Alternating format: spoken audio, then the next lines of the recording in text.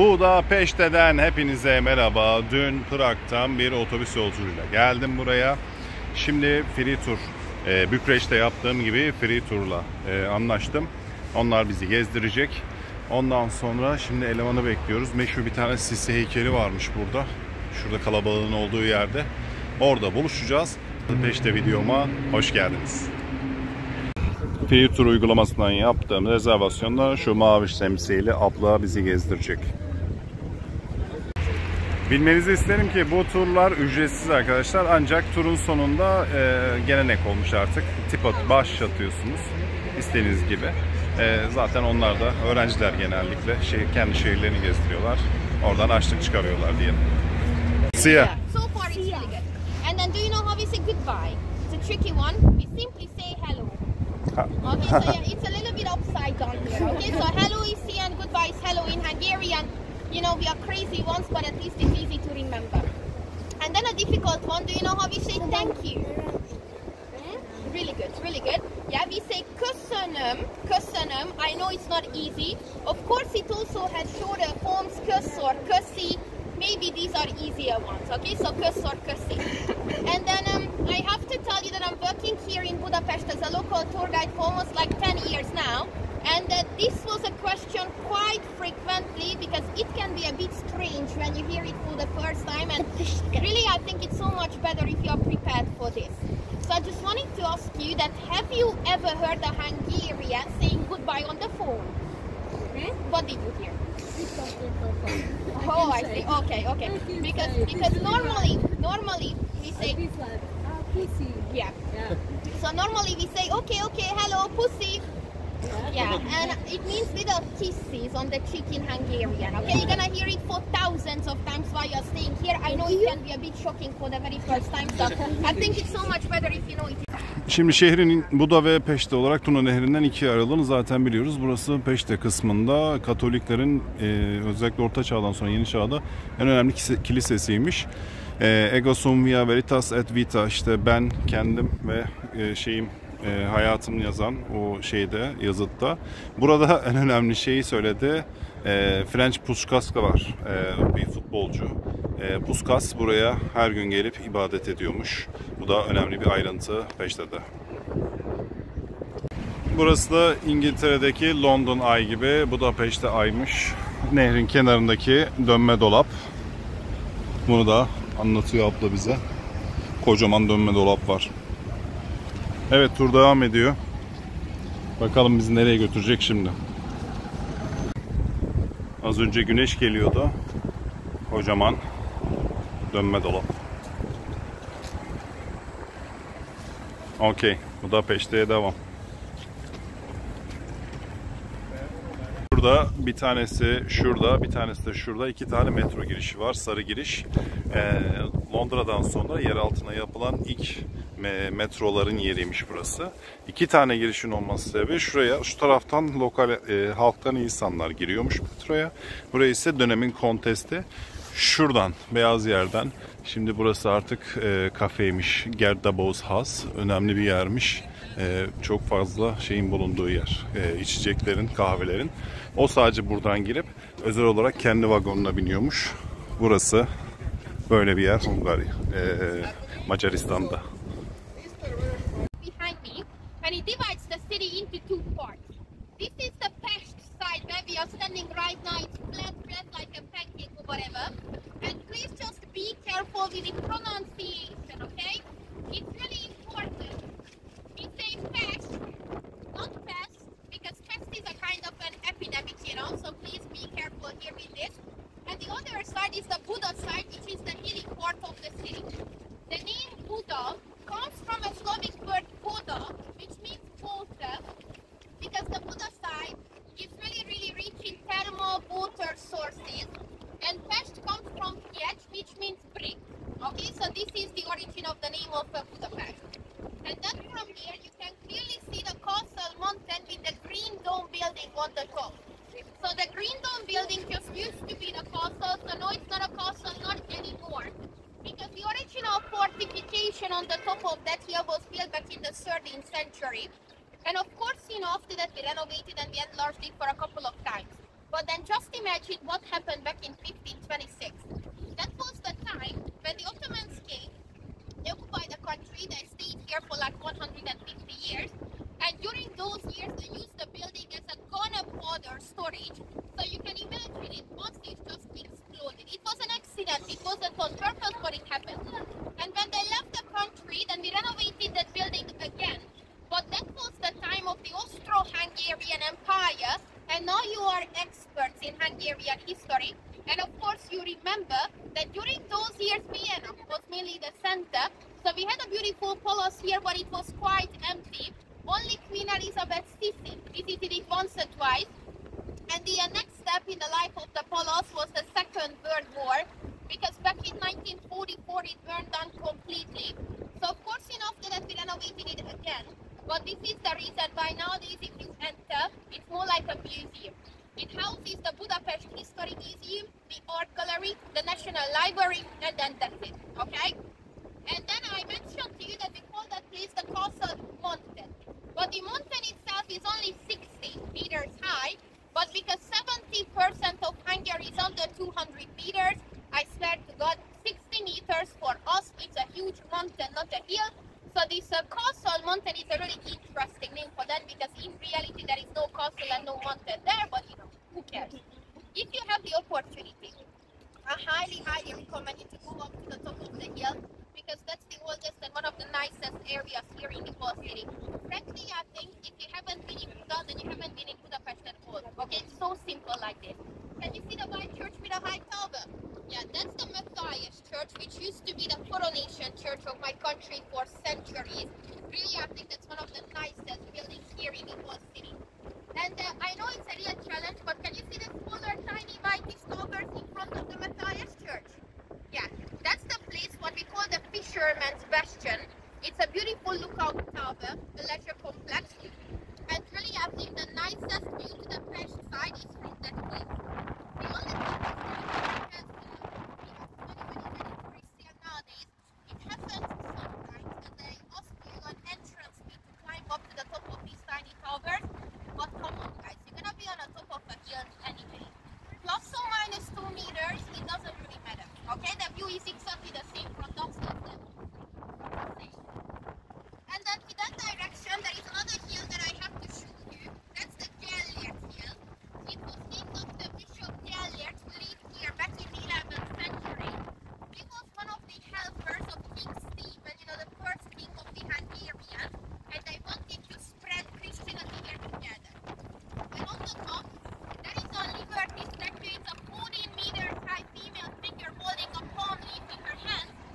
We got that statue after the Second World War from the Soviets, and the story of it was really briefly is the following. So we Hungarians entered the Second World War back in 1941 on a German side. And 2 years later, in 43, we Hungarians finally realized that maybe, you know, there is a tiny chance that we are not really on the winning side of the war, that it can be that after the First World War we picked the wrong side again. So what happened, you know, we came up with the brilliant idea to switch sides immediately, and then secret negotiations were started in Great Britain. The only tiny problem was that it was a double failure, because first of all it wasn't really a big secret because of the effectiveness of the secret police, and after that it wasn't really a successful attempt, not at all, because in the end we couldn't switch sides. And when the Germans realized what we tried to do, in 44, in March, they came and they occupied the country. 1 second, let it go. And a year later, the Soviets came and they liberated us. Although, still nowadays, it's a really controversial, it's a really sensitive point of the Hungarian history. If it was a liberation, another kind of occupation, because after that the Soviet troops stayed here in the country for like 40 more years. And this is the reason why Hungary belonged to the communist bloc for like 40 years after the Second World War. We had our change of regime here back in 1989. That was the time when we had an election here, and the one-party system was over, and then Hungary became a republic, a democracy, and we have elections in every 4 years since then.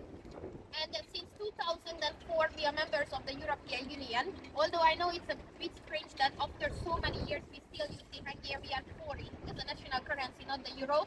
You know, the main reason is that there are so many requirements that we have to achieve to introduce the euro as a national currency, and at the moment officially we cannot really achieve these requirements. But I know exactly that many of you are here in Budapest for the very first time, and I know it can be a bit confusing when you enter to the shop here and the only thing that you can see is like 5,000, 7,000, 9,000 Hungarian forints. The only thing that you should know is that, and it's really important, that 1,000 Hungarian forint is equal to 2.5 euros, okay? If you remember this one thing only, then you can count with the thousands easily, okay? So that's why 2,000 is like 5 euros and that's going on, okay? And then you won't be lost here because of our currency. Şu da Buda Kalesi'nin, yani şimdi Peşte'deyiz. Buda tarafının görünümü. Karşıda Buda Kalesi var.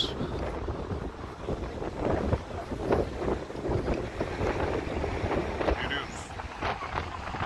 Bu da bir sokaktan az önce gittiğimiz Katolik Kilisesi. Harika görünüyor. Bizim Galata gibi.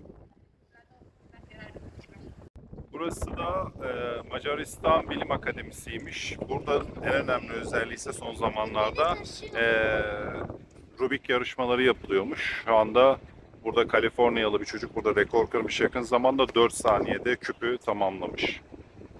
Şu an tam o Buda'ya geçen köprünün karşısında. Şu an tadilatta. Şurada bir yer var. Burası Sovyetlerden kalma şeymiş. Nükleer saldırıdan korunma yeriymiş. Sığınak yani. Şu merdivenlerden aşağı iniyorsun. Ve 5000 kişi kapasiteliymiş aşağısı. İnsanlar burada şehirden 3 tane bundan varmış. Nükleer saldırıdan korunmak için. Böyle. Şimdi abla anlatıyor. Burası da Buda'ya geçen köprünün, asıl köprünün kendisi. Işıkları yansın da öyle gidelim dedik. Şimdi çıkalım bakalım. Aslanların yanına. Aslanlar koruyormuş o zamanlar Viyana'yı. Şöyle şurası ışıklar yanınca güzelleşmeye başladı şehir. Bahsettiği o 2. Dünya Savaşı'ndan kalma anıt ve aslanlar. Şu şekilde. Ve bu da manzarası.